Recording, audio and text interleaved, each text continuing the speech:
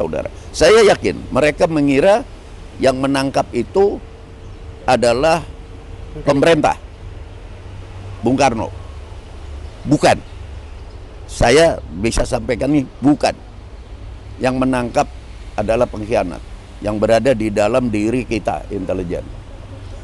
Itu yang waktu Kus bersaudara main latihan sebelum berangkat ke Bangkok, latihan di rumahnya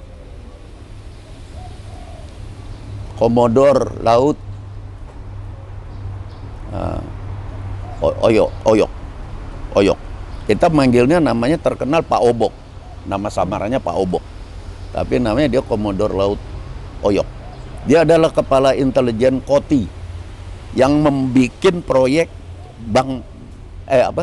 Marco Polo. Bar Marco Polo itu. Dialah bos Bar Marco Polo. Nah, waktu itu Kus bersaudara ditangkap dan ditahannya bukan di polisi, bukan di kejaksaan. Dan bukan di rumah tahanan kejaksaan. Ditahannya di Jakarta Kota. Nggak tahu tempat apa. Mungkin tanya dia kalau masih ada gitu. Tapi ditahan di situ supaya tidak berangkat ke Marco Polo, ke Bangkok. Disitulah saya lihat pengkhianatan selalu berada di antara kita sehingga kita selalu gagal. Gagal operasi intelijen untuk menyusupkan pasukan komando ke Kuala Lumpur.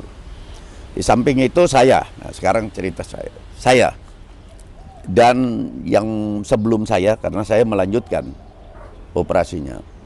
Yang PGRS tadi. Nah, kita ini kan tadinya TNKU, Tentara Nasional Kalimantan Utara. Kita yang bikin, yaitu untuk membantu membela rakyat Sarawak, rakyat Semenanjung, Melayu, Sabah, dan Brunei melawan Inggris. Panglima TNKU adalah Letnan Jenderal Abang Kifli.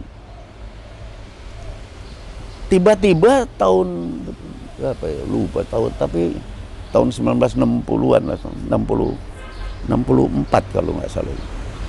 1964. Abang Kifli tiba-tiba diganti oleh seorang yang bernama Ahmad Jaidi.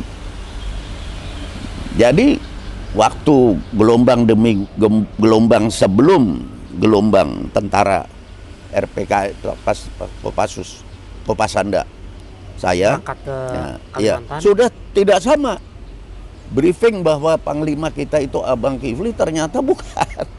Sudah di sana sudah berubah. Ahmad Jaidi. Nah, kita nggak tahu Ahmad Jaidi itu siapa. Ya kita tunduk sama dia. Setelah saya jadi dewasa di tentara dan saya dewasa di intelijen, saya baru tahu bahwa Ahmad Jaidi adalah orang asli Sarawak yang kuliah di Indonesia di Institut Pertanian Bogor, Fakultas Kehewanan, Fakultas Kehewanan. Terus waktu 10 November 1945 Hari Pahlawan itu, Ahmad Jaidi adalah perwira intelijen Angkatan Laut di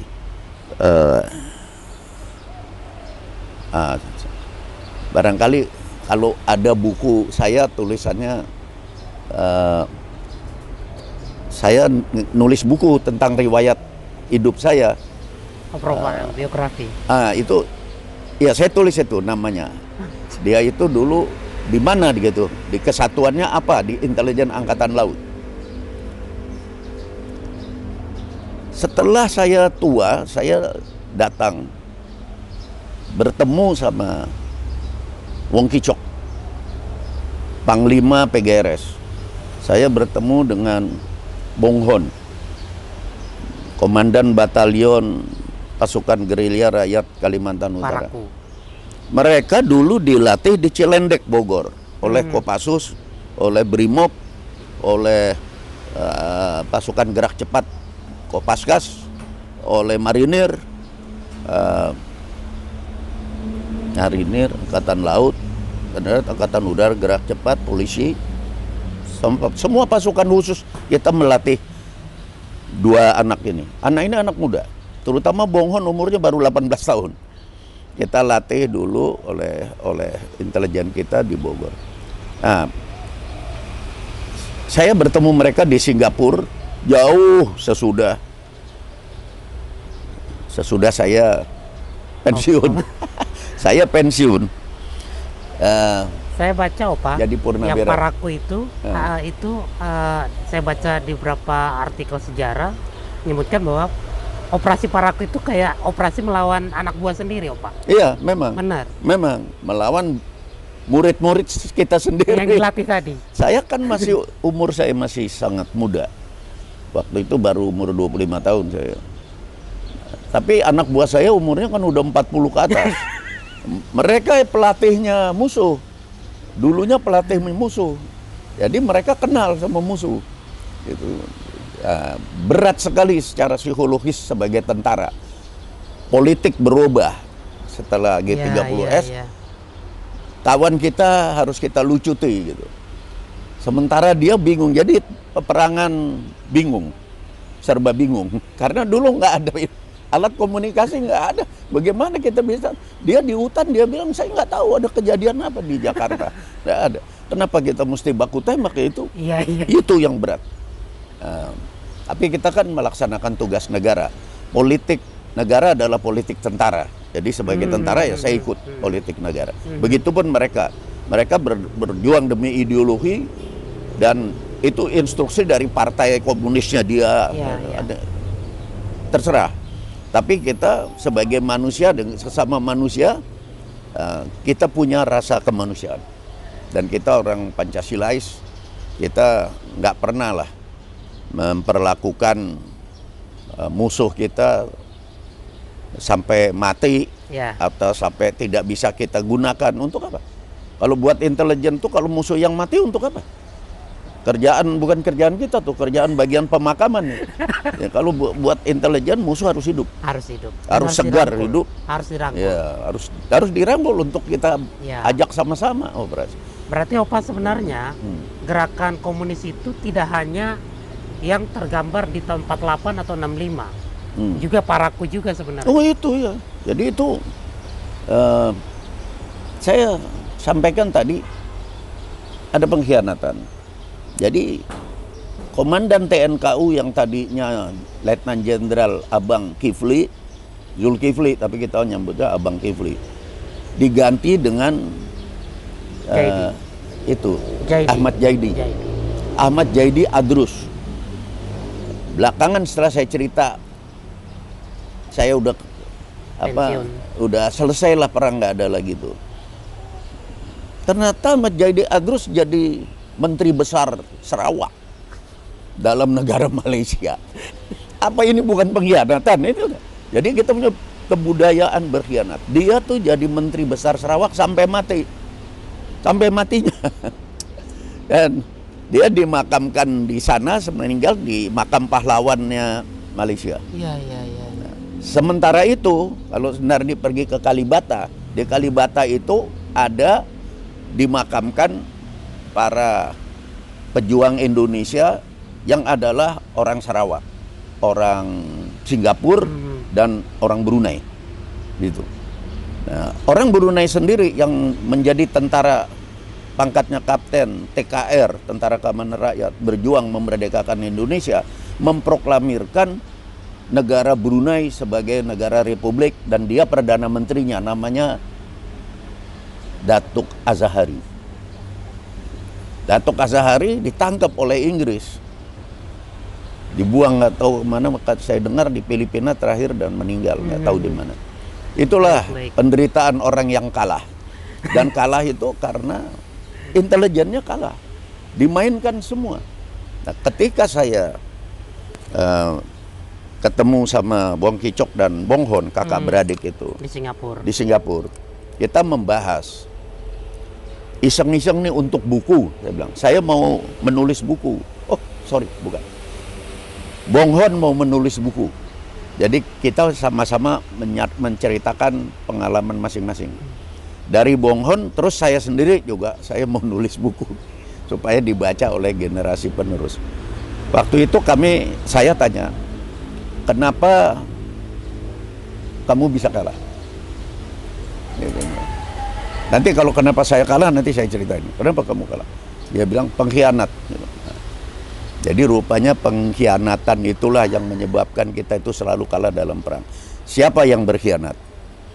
Lim Fo Kui alias Lin Yen Hoa, yaitu panglima tertingginya PGRS Parahu. Berkhianat, panglima tertinggi berkhianat, bagaimana bisa menang perang? Jadi panglimanya ini sesudah bertahun-tahun di hutan, dia kena sakit ginjal. Setelah dia sakit ginjal, dia berobat dengan tipu dayanya Inggris, ditangkap waktu berobat. Terus diobatin oleh Inggris, digalang. Selama 6 bulan mereka kehilangan panglimanya. Iya. 6 bulan nggak ada di hutan, dicari-cari kok hilang. Mendadak ada. Sehat pula lagi kan. sama Inggris. Udah selesai dari Inggris, dipakai sama Inggris. Tiba-tiba dia ada. Jadi dimanapun pasukan itu dia hajarnya lah. Dia hajar oleh tentara Malaysia. Dikasih tahu oleh Inggris. Jadi permainannya intelijennya Inggris dari dulu memang canggih. Bisa canggih karena memanfaatkan para pengkhianat dari negeri kita sendiri. Saya mengira bahwa pengkhianatan itu hanya ada di film-film intelijen. Oh, ada. Ternyata betul adanya. Ada yang pintar, ada yang goblok juga. Gitu. Namanya kan film, tapi yang pintar itu sebenarnya tidak pintar. Cuman kita punya kebudayaan berkhianat. Iya, gitu. iya. Itu yang jadi gini. Terkait sama sekarang hari ini, Yap. G30 SPKI teringat. Ini bukan hanya CIA. Yang lebih ikut campur tangan langsung adalah Inggris. Ya, saya ingat kalau partner saya itu ya IRD ya, Information Research Department. Itu Inggris. Yang sampai sekarang juga Malaysia ini mewarisi itu. Itu canggih itu IRD. Perangnya itu perang psikologi. Jadi kita mulai terperosok dan tembak-tembakan artinya ya. Musuh sendiri mulai dari Marco Polo terus lain itu karena perang psikologi lewat mass media. Mass media itu lewat yang paling ngeri itu dulu radio. Radio dari Singapura, Inggris melancarkan berita-berita bohong.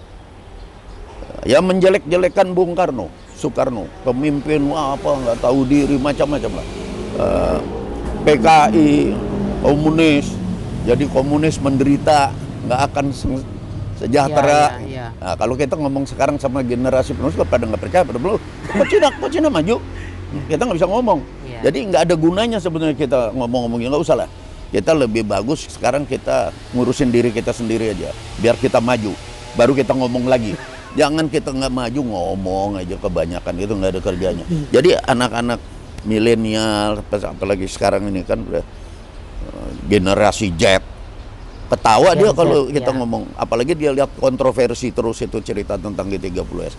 Yang jelas G30S menurut Kongres Amerika adalah kesalahan CIA main. Menurut Inggris yang tidak pernah ngaku, kalau Inggris nggak pernah ngaku. Yang tidak pernah ngaku ya. Itu saya saksinya. Gitu. Makanya dia benci sama saya. Benar. Coba saya minta visa ke Inggris, nggak akan dapat saya. Dulu pernah dapat kecolongan karena saya kan sekolahnya juga intelijen Inggris di Australia. Saya udah ngerti kerjaannya dia. Itu jadi Inggris itu melepaskan berita-berita hoax sekarang. Dulu kita nggak tahu namanya hoax. Kita pikir beraja. Dari radionya yang ada di Singapura.